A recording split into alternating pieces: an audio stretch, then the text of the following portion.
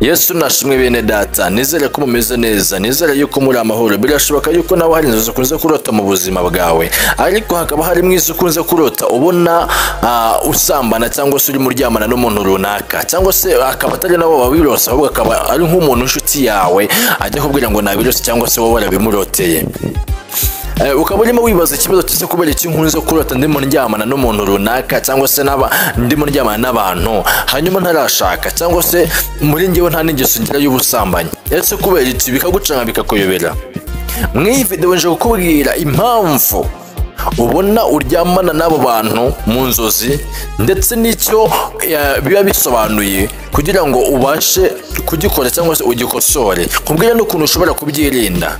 Nge mugiye kubona rero nitwa Niyo Kwizerwa Eric, iyi ni channel yitwa Hindura TV. Nimba uri musasa kuri iyi channel ntugende udakora subscribe, wibuke gufungura n'inzogera kugira ngo video nk'izi ngizi nizikagucika ujye usibana mu bambere. Iyi video yacu nuza kuza kuyikunda wibuke kuyilikinga, wandike no muri comment utubwire ngo nayikunze.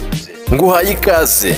Ubundi nyirizina nubwo inzozi abantu bazisuzugura cyangwa se bakazipinga, ariko inzozi ni kimwe mu bintu Imana ikoresha kugira ngo imenyeshe abantu amakuru yayo ayiturukaho, amakuru aturuka kuri yo. Inzozi ni kimwe mu bintu cyangwa se nimwe mu mvugo y'Imana ya gatatu ikoresha kugira ngo iburire ubwoko bwayo cyangwa se ibwire ubwoko bwayo cyangwa se ibwire abatuye isi, abantu bayo muri rusange, amakuru yayo ayiturukaho, ibyo yenda kubamenyesha cyangwa se ibyo yenda kubabwira. Bityo rero mushuti yanjye, inzozi nubwo abantu bazisuzugura ko ntitukazisuzugure kuko ni kimwe mu bintu Imana ikoresha, ntukazisuzugure. Rero inzozi dushobora kurota, hari izo turata tukabyuka twibaza se kubera iki twarose bino bintu bimeze gutya cyangwa se ko twarose izi nzozi ziteye gutya. Hari n'izo dushobora kurota tukarota twishimye tukabyuka duseka. Hari n'izo dushobora kurota nanone tukabyuka twumva mu mibiri hari ikintu cyahindutsemo mu by'ukuri cyangwa se mu marangamutima yacu hari ikintu cyahindutsemo kubw'inzozi twarose. Rero nshuti yanjye, nuramuka urose zino nzozi ukarota ubona hari umuntu cyangwa se abantu waroteye, ukarota ubona hari umuntu murimo musambana cyangwa se murimo mukora imibonano mpuzabitsina kandi mu by'ukuri wowe ntabyo uteganya cyangwa se iyo ngeso ntayo usanzwe ufite, ariko ukarota icyo kintu, ujye umenya neza yuko burya Satani amaze kwinjira mu buzima bwawe kugira ngo abwangize cyangwa se abuteshe linye cyangwa abuteshe icyerekezo. Rero ikintu cya mbere gishobora gutuma urota izo nzozi, abahanga mu bintu byerekeranye n'imikorere y'umubiri w'umuntu bagaragaje yuko umuntu ashobora kurota zino nzozi bitewe n'ibyo yiriwemo cyangwa se n'ibyo agiye kuryama ari gutekereza. Urugero, nimba yiriwe hari ibintu arimo bisa nkaho bimukurira gukora imibonano mpuzabitsina, urugero nko kureba filimi z'urukozasoni bizwi nka pornography, cyangwa se akaba yiriwe yikinisha cyangwa se akaba agiye kuryama atekereza ibyo bintu, atekereza ku icyo gikorwa. Ibyo bishobora gutuma ashobora kurara arota abona asambana mw'ubwo buryo n'umuntu runaka. Ariko twebwe nk'abantu bubaha Imana cyangwa se abantu ab'ubwoko bw'Imana muri rusange, twamaze kumenya neza yuko Satani akora kandi afite imbaraga. Ibintu rero ngenje kubabwira ni ibintu byerekeranye n'Imana, byerekeranye n'ab'Imana yatoranyije.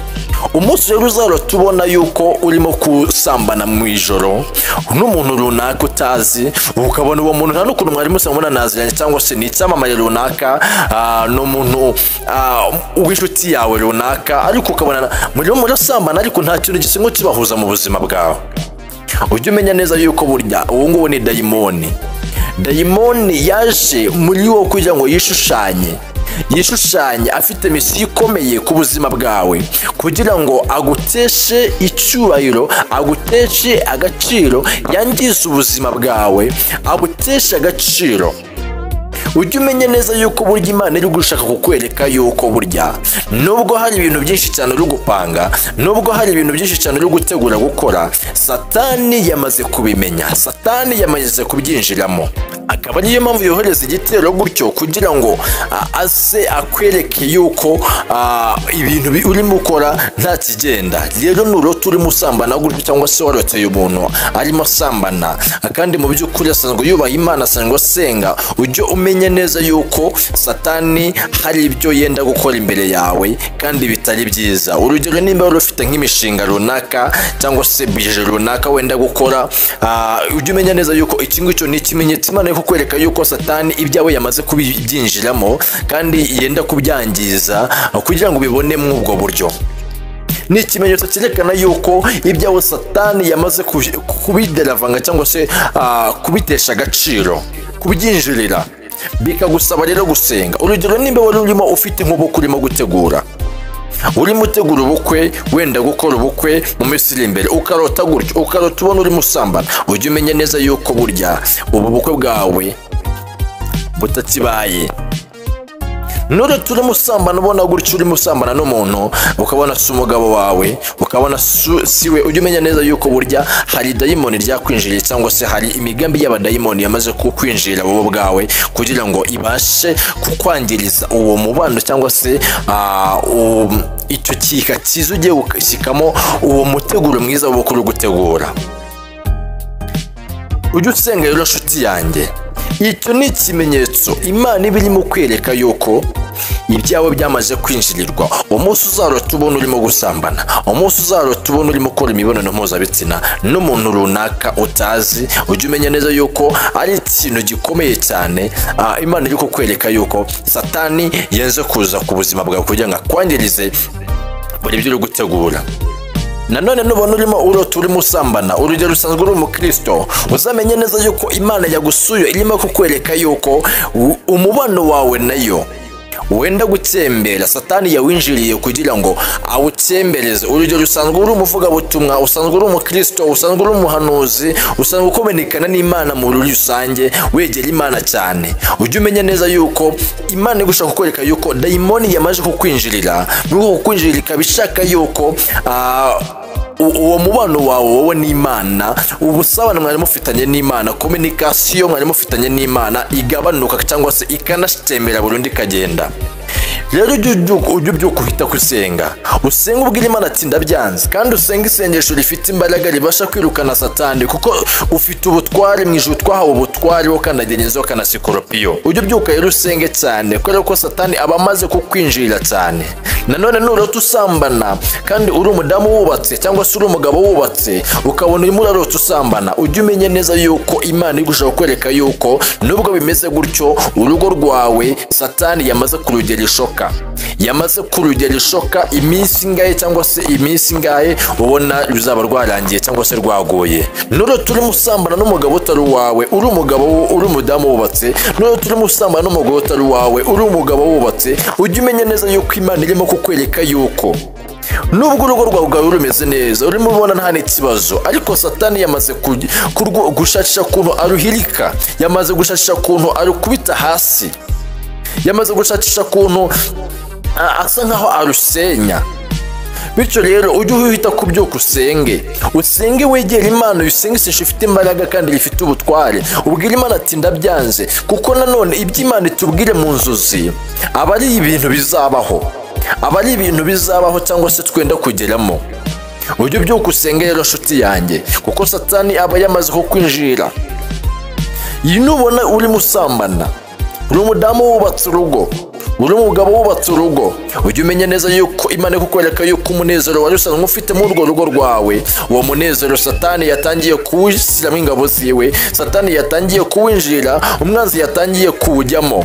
Ashaka yuko uwo munezero wawe uteshwa agaciro, ashaka yuko uwo munezero wawe awinjiramo, hanyuma ubyo wabonaga yuko ari umunezero bigahinduka urwango, cyangwa se ukamenya kwa kundi isosi igwa mu isheshe. Ujye usenga rero, kuko Imana iri kukwereka ikintu gikomeye. Birashoboka yuko ujye usanga urota ubona urimo usambana, ukabifata nk'ibisanzwe. Ujye usenga nshuti yanjye, kuko Imana irimo kwereka ikintu gikomeye kandi bigira ngo usenge.